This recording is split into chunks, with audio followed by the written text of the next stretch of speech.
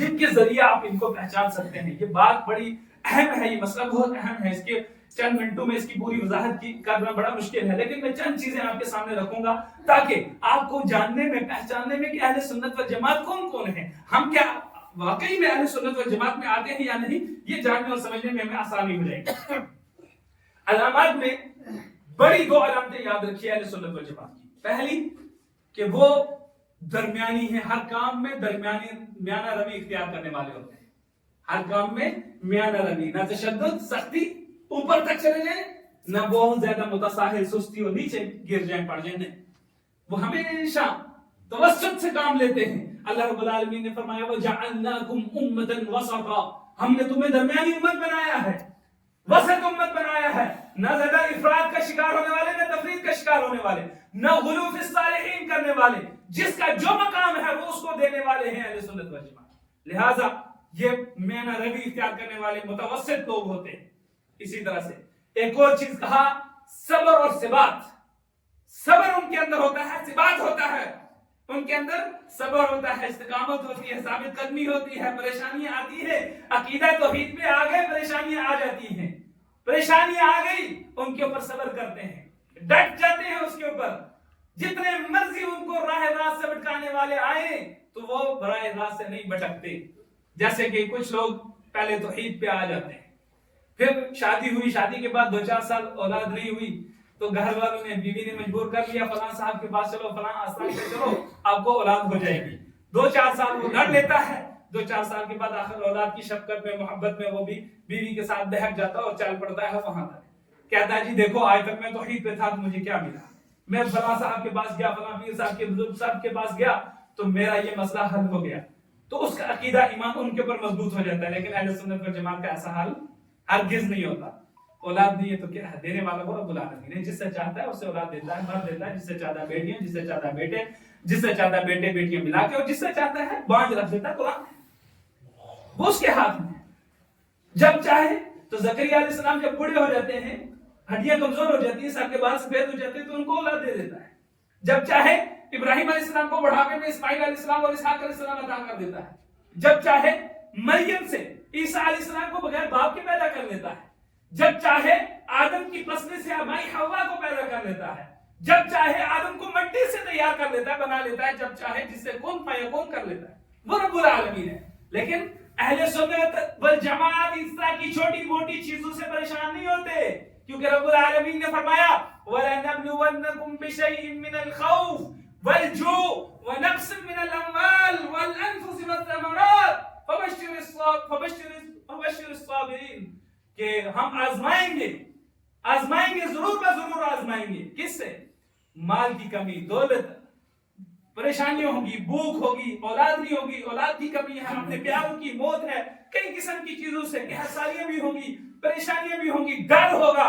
لوگ آئیں گے، مارنے والے آئیں گے، جان لینے والے آئیں گے، قتل کرنے والے آئیں گے. لیکن کیا ہوگا؟ بلال حبشی کو یاد کر لیجیے، سینے پہ پتھر رکھے ہوئے تھے لیکن احد احد کا نعرہ لگا رہے تھے. ابو بکر صدیق کو یاد کر لیجیے کہ کہتے ہیں کہ شاید کہ یہ مر گئے. اسی طرح سے اور باقی صحابہ، عبد الرحمن ابن عوف کو یاد کر لیجیے کتنی پریشانی ان کو آئی. باقی صحابہ کی زندگی ہے، ان کو پڑھ کر دیکھیے. علماء کی، محدثین کرام کی زندگی ان کو پڑھ کر دیکھیے تو پتہ چلے گا کہ ثابت قدمی یہ پہچان ہے، صبر. اور اللہ رب العالمین نے انہی کے بارے میں فرمایا ان الذين قالوا ربنا الله ثم استقاموا تتنزل عليهم الملائكه الا تخافوا ولا تحزنوا وابشروا بالجنه التي كنتم توعدون. کہ جن لوگوں نے اللہ کو اللہ مان لیا، پھر اسی پہ ڈٹ گئے، رب کو نہ مان لیا، رب خالق ہے، نبی کریم صلی اللہ علیہ وسلم کی رسالت کو مان لیا، ایمان لے آئے، ڈٹ گئے اس کے اوپر، تو اللہ رب العالمین کہتا ہے اللہ تخافوا ولا تحزنوا، تمہیں کوئی ڈر کرنے کی ضرورت نہیں ہے، ڈرنے کی ضرورت نہیں ہے، پریشان ہونے کی ضرورت نہیں ہے. اللہ رب العالمین کی معیت تمہیں حاصل ہو چکی ہے، اللہ رب العالمین کا ساتھ تمہیں حاصل ہو چکا ہے.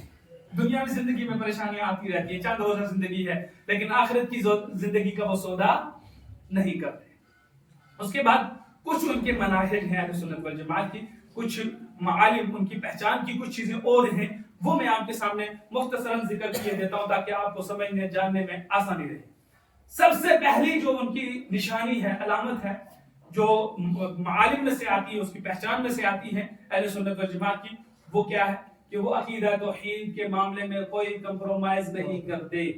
اللہ رب العالمین کی توحید الوہیت، توحید ربوبیت، توحید اسماء و صفات میں کسی قسم کی کوئی کمپرومائز نہیں کرتے، کسی قسم کی کوئی تعویلات باطلہ نہیں کرتے. رب کو رب مانتے ہیں، وہ خالق ہے، مدبر الامور ہے، زمین و آسمان کے نظام کو چلانے والا ہے، رب ہے، وہ الہ ہے. تمام طرح کی عبادات اسی کے لیے خالص ہیں. تمام طرح کی عبادات، جتنی بھی بدلی کولی فیلی جتنی عبادات ہیں صرف اللہ رب العالمین کے لیے. نذر و نیاز ہے، قربانیاں ہیں، نمازیں ہیں، صدقات و خیرات ہیں، جو کچھ ہے وہ صرف ایک اللہ رب العالمین کے لیے. قل ان صلاتی ونسکی ومحیای ومماتی للہ رب العالمین. تمام طرح کی عبادات اللہ رب العالمین کے لیے. اسی طرح سے اللہ رب العالمین کی توحید الوہیت، توحید ربوبیت، توحید اسماء و صفات میں جو اللہ رب العالمین کے نام ہیں، اللہ رب العالمین کی جو صفات ہیں، جو جس طرح اللہ رب العالمین نے اپنے لیے صفات چنی ہیں، نبی کریم صلی اللہ علیہ وسلم نے بیان فرمائی ہیں، جو نام اللہ کے نبی صلی اللہ علیہ وسلم نے اپنے لیے اللہ رب العالمین نے اپنے لیے چنے ہیں یا نبی صلی اللہ علیہ وسلم نے بیان فرمائے ہیں، ان سب کو اسی طرح سے بیان مانتے ہیں جس طرح نبی کریم صلی اللہ علیہ وسلم نے صحابہ کو سمجھا دیے، صحابہ نے اپنے شاگردوں کو سمجھا دیے، جس طرح سے اللہ رب العالمین نے قرآن میں نازل کر دیے یا نبی کریم صلی اللہ علیہ وسلم نے اپنے حدیث مبارکہ کے اندر بیان کر دیے. اس میں کوئی تعویل نہیں کرتے، کسی چیز کا کوئی انکار نہیں کرتے. جو اللہ رب العالمین نے اپنے لیے جو چیز ثابت کی ہے اس کو مانتے ہیں، جس کو ثابت نہیں کیا اللہ رب العالمین نے اس کو نہیں مانتے. تو توحید کے معاملے میں کسی قسم کا کوئی بھی اللہ رب العالمین کے ساتھ وہ مقابل میں کسی اور کو نہیں لاتے، کیونکہ اللہ رب العالمین نے قرآن حکیم کے اندر توحید الوہیت کا بھی ذکر کیا، توحید ربوبیت کا بھی ذکر کیا اور اسماء و صفات کا بھی ذکر کیا. علیحدہ آیتوں میں بھی کیا، ہر صفحے میں کیا، ہر صورت میں کیا، ہر پارے کے اندر کیا، مستقل سورت نازل فرما کے کیا. قل هو اللہ احد اللہ الصمد لم یلد ولم یولد ولم یکن له کفوا احد. اسی طرح سے اللہ رب العالمین نے ایک ہی آیت میں توحید الوہیت، ربوبیت اور اسماء و صفات کو بھی ذکر کر دیا.